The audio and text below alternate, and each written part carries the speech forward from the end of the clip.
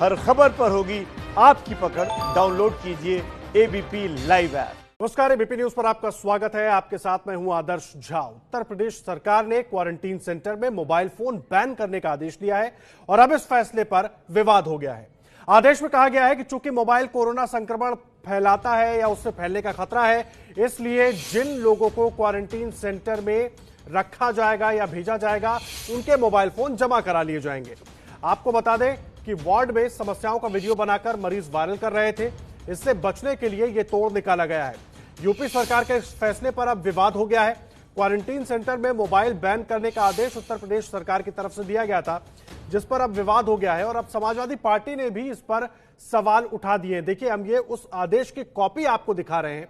उस आदेश में लिखा हुआ है कि जो भी लोग क्वारंटीन सेंटर में होंगे, आइसोलेशन में रखे जाएंगे, उनके मोबाइल फोन जमा करा लिए जाएंगे, क्योंकि मोबाइल फोन से संक्रमण के फैलने का खतरा है। मतलब कि कोरोना मोबाइल फोन के जरिए भी फैल सकता है, यह कहने की कोशिश इस आदेश में की गई है। इस बात को आधार बनाकर यह आदेश दिया गया है कि मोबाइल फोन अगर कोई व्यक्ति क्वारंटीन सेंटर में है तो उसके पास नहीं रहेगा, उसका मोबाइल फोन जमा करा लिया जाएगा। जिस आदेश पर तमाम सवाल खड़े हो रहे हैं, अब समाजवादी पार्टी ने भी उत्तर प्रदेश सरकार के इस आदेश पर निशाना साध लिया है। समाजवादी पार्टी की तरफ से पूछा गया है कि आखिर यह आदेश किस आधार पर कहा गया है, निकाला गया है, और क्या जो दुर्दशा है उनको छुपाने की कोशिश की जा रही है, उनको रोकने की कोशिश की जा रही है। और देखिए, इस बड़ी खबर पर हमारे साथ दिल्ली के सर गंगाराम अस्पताल के सीनियर कंसल्टेंट डॉक्टर एम वली भी जुड़े हैं। बीजेपी के प्रवक्ता प्रेम शुक्ला और समाजवादी पार्टी के प्रवक्ता अनुराग भदौरिया भी मौजूद हैं। साथ ही हमारे राजनीतिक संपादक पंकज झा और लखनऊ से संजय त्रिपाठी भी इस वक्त हमारे साथ मौजूद हैं। सभी से बात करेंगे कि आखिर ये फैसला क्या कुछ सोचकर लिया गया है और क्यों इस फैसले को लेने की जरूरत इस वक्त आ पड़ी है। देखिए, सभी खास मेहमान जुड़े हुए हैं। प्रेम शुक्ला साहब, चर्चा की शुरुआत मैं आपसे कर रहा हूं। अचानक इस तरह का फैसला, मोबाइल फोन बंद 14 दिन तक या जितने भी दिन तक कोई व्यक्ति आइसोलेशन या क्वारंटीन में है, ना परिवार से संपर्क साध सकता है, ना वहां पर वो अपना कुछ काम कर सकता है। ऐसे में कैसे चलेगा काम? सवाल तमाम खड़े हो गए।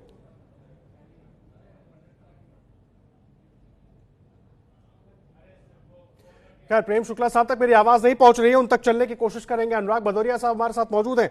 अनुराग भदौरिया, कैसे देख रहे हैं इस फैसले को? खुद अखिलेश यादव ट्वीट करके इस पर आपत्ति जता चुके हैं। देखिए, भारतीय जनता पार्टी को ध्यान भटकाने की कला बहुत अच्छी तरह आती है। उन्हें काम कुछ नहीं करना है। जो मजदूर परेशान है, जिनको आपको मदद करनी चाहिए, क्वारंटाइन सेंटर में आपको फैसिलिटी देनी चाहिए, कैसे उनको खाना अच्छा मिले, कैसे उनको दवा अच्छी मिले, रहने की व्यवस्था कितनी अच्छी हो, डॉक्टर वहाँ पे अवेलेबल हो, इसकी चिंता ना करके उसका ध्यान भटकाने के लिए मोबाइल ले आए। ऐसे तो कल कहोगे कपड़े पहन, भाई कोई व्यक्ति जब अंदर भदौरिया जी, सरकार जो आदेश है, आदेश में कहा गया है कि मोबाइल फोन से कोरोना फैलता है। वही मैं कह रहा हूँ ना, तो मोबाइल को आप बैन कर रहे हो, इसके मतलब आप छुपाना चाह रहे हो, अपनी चीजों को छुपाना चाह रहे हो कि मोबाइल अंदर लेके जाएगा। आपकी जो व्यवस्था, जो मैं कह रहा हूँ, जो इनकी दुर्दशा इन्होंने क्वारंटाइन सेंटर के अंदर बना रखी, सांप घूमते हैं, तो भाई मोबाइल होता है तो सांप की फोटो भेजते हैं ना, सांप है अंदर में, वो वहाँ पे जानवरों की तरह व्यवहार कर रहे हैं, तो बताते हैं ना खाना किस तरह से मिल रहा है, मिल भी नहीं रहा है, तो वो अपनी चीजों को छुपाने के लिए मैं आ रहा हूँ भदौरिया जी, मैं आ रहा हूँ, मैं आपको पूरा मौका दूंगा। पंकज झा साहब हमारे साथ जुड़े हुए, देखिए हमारे वरिष्ठ सहयोगी, मैं आऊंगा आपके पास भदौरिया साहब। सारे हॉस्पिटल में बंद कर दीजिए अगर आपको जी बिल्कुल, आप ठीक, बिल्कुल सही मुद्दा आप उठा रहे हैं। पंकज, भदौरिया जी की भी बात आपने सुनी। मुझे एक बात बताइए, क्या फैसला लेने से पहले विचार विमर्श नहीं किया गया था क्या कि इस फैसले के क्या मायने निकल सकते हैं, क्या दिक्कतें हो सकती हैं? अचानक एक फैसला आ जाता है, मोबाइल फोन बंद। आदर्श, एक बात बताऊंगा, बड़ा बेतुका लगता है। उस चिट्ठी में, आदेश की कॉपी में जो एक लाइन लिखा हुआ है कि मोबाइल से संक्रमण फैलता है। अभी मैंने सरकार के अधिकारियों से बात करने की कोशिश की है। मुख्यमंत्री योगी आदित्यनाथ कुछ सीनियर आईएएस अधिकारियों के साथ अभी मीटिंग कर रहे हैं। मैं यही जानना चाह रहा था कि क्या ये फैसला सिर्फ हेल्थ के डायरेक्टर जनरल के तहत लिया गया है या एक सबको पता था? मुझे ये बताया गया है कि 2-3 ऐसे मामले हुए जहां मोबाइल की वजह से संक्रमण फैला। कहने का मतलब ये है कि एक जगह पे अस्पताल में क्या हुआ कि रिश्तेदार ने मरीज के किसी से बात करा दी, वो अपने साथ मोबाइल लेके चला गया और 6-7 लोगों को हो गया। लेकिन ये एक अलग एग्जाम्पल है। लेकिन ये बताना कि मोबाइल से संक्रमण फैलता है बहुत बेतुका है। इसके पीछे कोई साइंटिफिक लॉजिक नहीं है, कहीं से कोई ऐसा रिसर्च नहीं आया है। लेकिन ये बात जरूर है आदर्श कि इस बात की जानकारी सभी लोगों को थी कि यह आदेश आ रहा है। जो ये आदेश आ रहा है पंकज, लेकिन मुझे एक बात बताइए, मैं हमारे दोनों मेहमान जुड़े हुए हैं, मैं उनके पास भी चलूंगा, लेकिन मुझे जल्दी से एक बात बताइए। सवाल बड़ा ये है कि क्या कमियों को छुपाने के लिए यह फैसला लिया गया है? क्योंकि हमने जितने डॉक्टर से बात की उनका कहना है कि अगर क्वारंटीन में कोई शख्स है, उसका फोन कोई और नहीं छू रहा है तो कोई खतरा नहीं है। बिल्कुल, ये आरोप लग रहे हैं सरकार पर, यूपी सरकार पर, कि जिस तरीके से बिहार में अगर देखिए, अभी 2 दिनों तक नीतीश जी ने बात की, क्वारंटीन सेंटर का हाल देखा डिजिटली, लेकिन जो लगातार वीडियो आ रहे हैं वहां पर रह रहे लोग दिखा रहे हैं कि उनके खाना नहीं मिल रहा, क्या बदहाली है। हो सकता है ये आरोप विपक्ष की तरफ से योगी सरकार पर लग रहा है, लेकिन ये बार बार बताना चाहिए कि मोबाइल से संक्रमण फैलता है, ये समझ में नहीं आ रहा। बिल्कुल, डॉक्टर एम वली साहब हमारे साथ जुड़े हुए हैं, सीनियर कंसल्टेंट हैं सर गंगाराम अस्पताल के। सीधा डॉक्टर एम वली साहब के पास चलते हैं। एम वली साहब, मुझे एक बात बताइए, क्या मोबाइल से कोरोना संक्रमण फैल सकता है? कोई व्यक्ति आइसोलेटेड है, मोबाइल उसके पास है तो?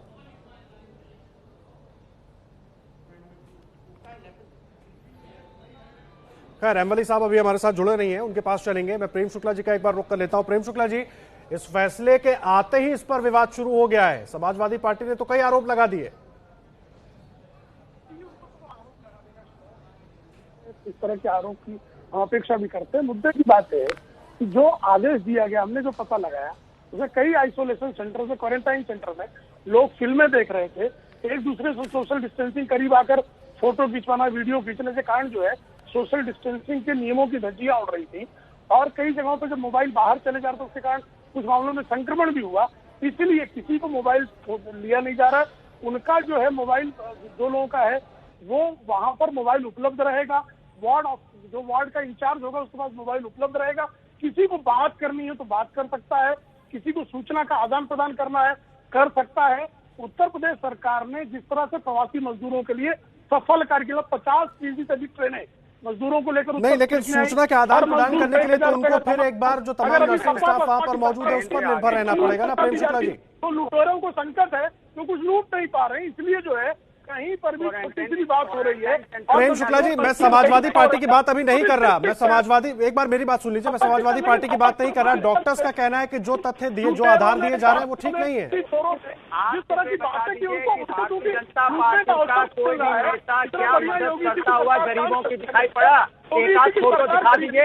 अगर स्मृति ईरानी भी किसी को बातती हुई दिखाई पड़ी, चिल्ला चाट से आप सभी रहे। देखिए, एक का तर्क है, एक दूसरा अपने हिसाब से तर्क दे रहे हैं, और सवाल बड़ा आखिर यह है कि इस फैसले के पीछे क्या आधार हो सकता है। डॉक्टर्स का अपना तर्क है। मैं आऊंगा आप दोनों के पास आऊंगा। रहे हमारे साथ। देखिए, इस बीच एक बड़ी खबर आ रही है। बड़ी खबर यह है कि शिवसेना ने अपने मुखपत्र सामना में यूपी सरकार को लेकर बड़ी टिप्पणी की है। संजय राउत ने अपने लेख में यूपी सरकार की तुलना हिटलर शाही से की है। संजय राउत ने मजदूरों की विकट स्थिति को लेकर यूपी सरकार की तुलना हिटलर शाही से की है। इस वक्त की बड़ी खबर हम आपको दे रहे हैं। सामना में यह लेख लिखा गया है जिसमें संजय राउत ने उत्तर प्रदेश सरकार की तुलना हिटलर शाही से की है। संजय राउत ने मजदूरों की जो वर्तमान स्थिति है उस स्थिति को लेकर एक लेख लिखा जिसमें उन्होंने यूपी सरकार की तुलना जो है वो हिटलर शाही से कर दी है। क्या कुछ लिखा है देखिए। कश्मीरी पंडित भी भूमिपुत्र हैं, उन्हें भी अपने घर से निकाला गया था और अपने ही देश में उन्हें अलग रखा गया, अलग करवाया गया था। कश्मीरी पंडितों के इस दुख पर आज तक राजनीति होती रही है। आज देश में 5 से 6 करोड़ प्रवासी हैं। प्रवासियों की बात कर रहे थे लेख में, और मजदूर उसी तरीके से जीवन जीने को मजबूर हैं। प्रवासी मजदूर कश्मीरी पंडितों की तरह जीवन जीने को मजबूर हैं। जहां पर पेट पालने के लिए काम करते थे, अब वहां उनके लिए काम बचा नहीं है। इसी कारणवश उन्होंने अपने घर की ओर पलायन शुरू कर दिया है। ये सभी लोग पैदल चलकर निकले। बहुत सारे लोगों की रास्ते में मौत भी हो गई। इसे सभी ने खुली आंखों से देखा, जिन्हें हिटलर की क्रूरता को लेकर गुस्सा है। जैसे हिटलर ने यहूदियों के साथ छल किया था, उसने प्रवासी मजदूरों के साथ छल क्या किया है। हुक्मरान भी अपनी प्रजा की चिंता करते हैं। अगर मजदूरों की ये तस्वीरें भी राज्य को विचलित नहीं करती तो कोरोना के कारण मानवता का ही अंत हो गया। वाराणसी की बात कर रहे हैं लेख में उन्होंने लिखा, वाराणसी में प्रधानमंत्री मोदी जी ने 4 सफाई कर्मियों के पांव धोते हुए मानवता की तस्वीर दिखाई थी। अब वो मानवता पिछले 3 महीने से गायब हो गई है क्या? प्रेम शुक्ला साहब पुराने सहयोगी हैं, आपके लेख लिख के लगातार निशाना साध रहे हैं। मानवता गायब हो गई है। देखिए, मानवता गायब उनसे हुई जिन्होंने 50% से अधिक मजदूरों को पैदल चलने के लिए मजबूर किया। कौन है? महाराष्ट्र स्टेट है। और ये आदरणीय संजय राउत ने पिछले सप्ताह के रोक ठोक में अपने स्तंभ में लिखा कि जो गैर मराठी है मुंबई के, वो कोरोना की तरह ही है।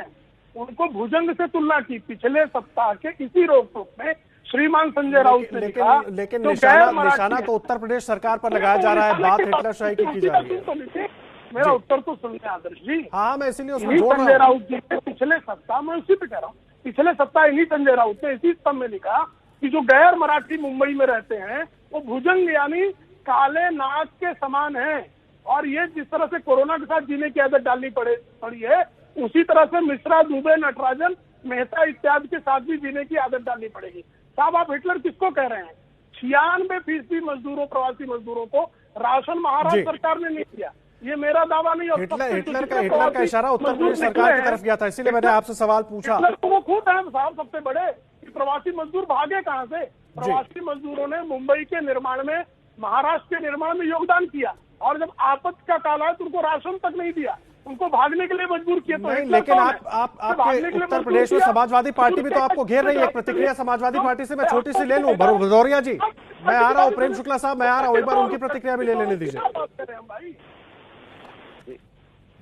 देखिए, आपने देखा, अब देखिए भारतीय जनता पार्टी के प्रवक्ता कितने बौखलाए हुए, क्योंकि अंदर से टूट चुके हैं। उन्हें पता है कि उनके पास कोई जवाब नहीं है। मैं उनसे सीधा क्वेश्चन पूछता हूँ। स्मृति ईरानी तो बहुत बड़ा सिलेंडर लेके घूमती थी जब गैस सिलेंडर बहुत महंगा हुआ था उनके हिसाब से। आज कहाँ चली गई जब मजदूर बेचारा भूखा रोड पे घूम रहा है तो खाने खिला देती। मजदूर के लिए व्यवस्था कर रही, काम कर रही है। हमारे यहाँ तो डिम्पल की दिखाई पड़ी, वो खाना खिला रही घूम घूम के धूप में। आपकी स्मृति ईरानी कहाँ चली गई? तो भारतीय जनता पार्टी खाली नाटक करना चाहती है। ध्यान करके बोलिए आप दोनों, तो दर्शक आपकी बात समझ भी पाएंगे। आप घूमते हैं, आप छुपाने की कोशिश करते हैं। आपके क्वारंटाइन सेंटर में जानवरों की तरह व्यवहार किया जाता है, आप छुपाने की कोशिश कर रहे हो। आप कह रहे मोबाइल से संक्रमण फैलेगा। आप गरीब मजदूर की मदद नहीं कर सकते। आप नहीं तो मोबाइल बंद कर दो, फिर टीम ऑफिसर बंद कर दो।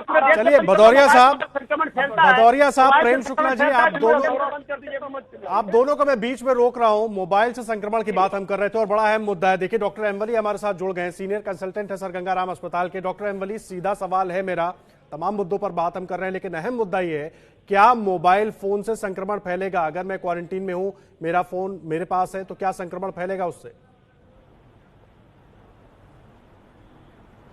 हाँ, अभी मैंने ये पॉइंट को बड़ा अच्छे से बताया था ऑडियो पे। तो इसमें अगर मेरा ही फ़ोन है, मेरे ही जर्म्स हैं इसमें वायरस के अलावा बहुत से जर्म्स होते हैं, 300 तरह के जर्म्स होते हैं जो हमारी लार से निकलते हैं। तो वो मेरे ही फ़ोन को अगर आप ले लेंगे तो आपको चला जाएगा जी। लेकिन अगर मेरा फ़ोन मेरे पास रहेगा तो किसी को नहीं जाएगा, मेरे को ही जाएगा, मेरे से ही आएगा।